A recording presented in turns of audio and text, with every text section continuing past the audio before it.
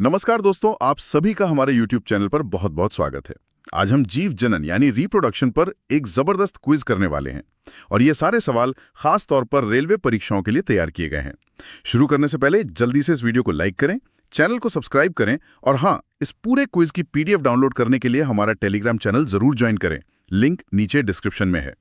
तो तैयार हैं? मैं सवाल और उसके विकल्प पढ़ूंगा और फिर हमारे साथ जो एक्सपर्ट हैं वो सही जवाब और उसके पीछे का कारण बताएंगी। चलिए शुरू करते हैं। पहला सवाल, प्रजनन की प्रक्रिया में सबसे महत्वपूर्ण और पहला चरण क्या है? ए. कोशिका विभाजन, बी. डीएनए की प्रतिकृति बनाना, सी. प्रोटीन संश्लेषण या डी. ऊतक निर्माण। तो इसका सही जवाब है बी, डीएनए की प्रतिकृति बनाना यानी डीएनए कॉपिंग। देखिए, किसी भी जीव के बनने से पहले उसका जो ब्लूप्रिंट है मतलब डीएनए, उसकी कॉपी बनना सबसे जरूरी है। यही तो अगली पीढ़ी तक जानकारी पहुंचाता है। बिल्कुल, ये तो BS है। अच्छा, तो अगला सवाल, किसी प्रजाति के अस्तित्व को बदलते पर्यावरण में बचाने के लिए सबसे आवश्यक क्या है? ए. तेज वृद्धि, बी. विभिन्नता, सी. समान डीएनए या डी. बड़ा आकार। इसका उत्तर है बी, विभिन्नता मतलब वेरिएशन। सोचिए, अगर सभी जीव एक जैसे होंगे तो पर्यावरण में जरा सा भी बदलाव पूरी की पूरी प्रजाति को खत्म कर सकता है। अच्छा, तो विभिन्नता एक तरह से एक इंश्योरेंस पॉलिसी की तरह काम करती है। सही बात है। चलिए अगला सवाल, कालाजार का जो रोगाणु है लिशमेनिया, उसमें विखंडन किस प्रकार होता है? ए. किसी भी तल से, बी. एक निर्धारित तल से, सी. बहुखंडन या डी. मुकुलन। इसका सही उत्तर है बी, एक निर्धारित तल से। अमीबा की तरह ने जो कहीं से भी बढ़ जाता है। लीशमेनिया में एक चाबुक जैसी संरचना होती है, तो उसका विभाजन एक खास दिशा में ही होता है ताकि दोनों नई कोशिकाओं को वो संरचना मिल सके। ओके, समझ गया। अब बात करते हैं स्पाइरोजाइरा की, जो एक शैवाल है।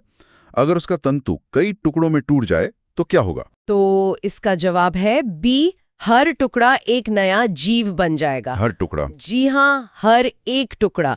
इस प्रक्रिया को खंडन या फ्रैगमेंटेशन कहते हैं। हर टुकड़ा फिर से विकसित होकर एक पूरा नया जीव बना लेता है। वाह। अगला सवाल ब्रेड की फफूंदी यानी राइजोपस पर है। ये प्रतिकूल परिस्थितियों में अपनी रक्षा कैसे करती है? इसका सही जवाब है बी, बीजाणु समासंघ द्वारा यानी स्पॉर फॉर्मेशन। राइजोपस ना छोटे छोटे बीजाणु बनाता है जिनके चारों ओर एक बहुत मोटी और मजबूत दीवार होती है। एक तरह का सुरक्षा कवच। बिल्कुल, और यही दीवार उन्हें खराब हालात से बचाती है। बहुत बढ़िया। अब पौधों की बात करते हैं। ब्रायोफिलम का नया पौधा किस भाग से विकसित होता है? ए. जड़, बी. तना, सी. पत्ती के किनारों से या डी. फूल से। इसका उत्तर है सी, पत्ती के किनारों से। पत्ती से? हाँ, ये तो बड़ा अजीब है। हाँ, ये कायक प्रवर्धन का एक बहुत अच्छा उदाहरण है। उसकी पत्तियों के किनारों पर छोटी छोटी कलियां निकलती हैं और वही जमीन पर गिरकर नया पौधा बन जाती हैं। कमाल है। अच्छा, अब आते हैं लैंगिक जनन पर। इसमें युग्मक यानी गेमीट्स का सबसे महत्वपूर्ण गुण क्या होता है? इसका सही जवाब है बी, उनमें गुणसूत्रों की संख्या आधी होती है, मतलब हैप्लॉइड। ऐसा इसलिए होता है ताकि जब नर और मादा युग्मक मिलें तो बनने वाले बच्चे में गुणसूत्रों की संख्या वापस सामान्य यानी 2n हो जाए। समझ गया, ताकि संख्या डबल ना हो जाए। सही। अगला सवाल, पुष्प का नर जनन भाग क्या कहलाता है? ये तो आसान है। उत्तर है बी, पुंकेसर यानी स्टेमन।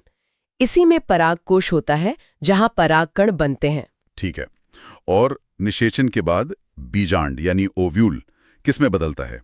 ए. फल, बी. बीज, सी. फूल या डी. तना। सही जवाब है बी, बीज। बीज में? हाँ, बीजांड बीज बनता है और जो अंडाशय मतलब ओवरी होती है वो फल में बदलती है। अच्छा, ये कंफ्यूजन आज दूर हो गया।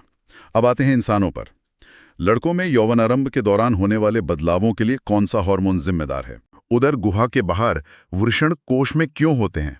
इसका सही जवाब है बी, शुक्राणु बनने के लिए शरीर के आंतरिक तापमान से लगभग 2 से 3 डिग्री सेल्सियस कम तापमान चाहिए होता है। ओह, तो ये तापमान को कंट्रोल करने के लिए? जी हाँ। ठीक है। मानव मादा में निषेचन की प्रक्रिया कहाँ संपन्न होती है? इसका सही उत्तर है डी, अंडवाहिका, जिसे फैलोपियन ट्यूब भी कहते हैं। यहीं पर शुक्राणु और अंडाणु का मिलन होता है। ओके, अगला सवाल, माँ के रक्त से भ्रूण को पोषण किस संरचना द्वारा मिलता है? उत्तर है सी, अपरा यानी प्लेसेंटा। ये एक बहुत ही कमाल की संरचना है। ये बच्चे के लिए आप कह सकती हैं लंच बॉक्स और डस्टबिन दोनों का काम करती है। लंच बॉक्स और डस्टबिन मतलब पोषण देती भी है और बच्चे के शरीर से निकलने वाले अपशिष्ट पदार्थों को हटाती भी है। वाह, ये तो बहुत अच्छा तरीका है याद रखने का। और ये रहा आज का आखिरी सवाल, पुरुषों में नसबंदी की विधि को क्या कहते हैं? ए, ट्यूबेक्टमी, बी, वैसेक्टमी, सी, कॉपर टी या डी, डायाफ्राम? सही जवाब है बी, वासेक्टमी। इसमें पुरुषों की शुक्रवाहिका यानी वास डेफरेंस को ब्लॉक कर दिया जाता है ताकि शुक्राणु बाहर ना आ सकें। बहुत बढ़िया। तो ये था हमारा आज का जबरदस्त क्विज। उम्मीद है आपको मजा आया होगा और सबसे जरूरी बहुत कुछ नया सीखने को मिला होगा। अपनी तैयारी जारी रखिए, हम बहुत जल्द एक नए और मजेदार वीडियो के साथ वापस आएंगे। देखने के लिए आप सभी का बहुत बहुत धन्यवाद।